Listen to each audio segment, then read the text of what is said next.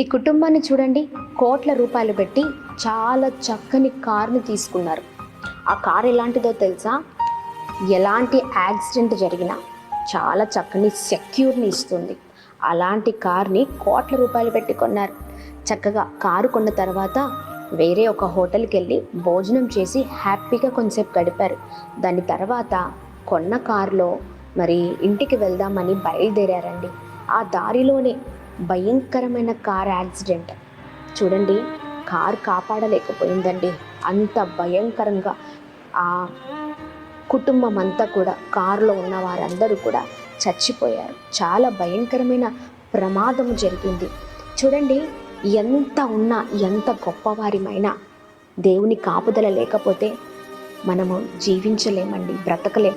చాలాసార్లు అంటూ ఉంటారు చాలామంది, దేవుడు నాకేమిచ్చారు, నాకేమి చేశారు, నా జీవితం ఎందుకు ఇంకా ఇలాగనే ఉంది అని.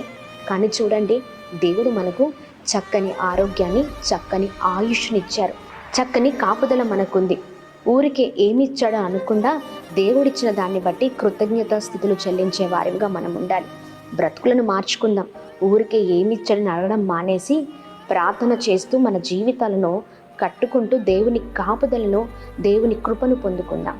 Praise the lord.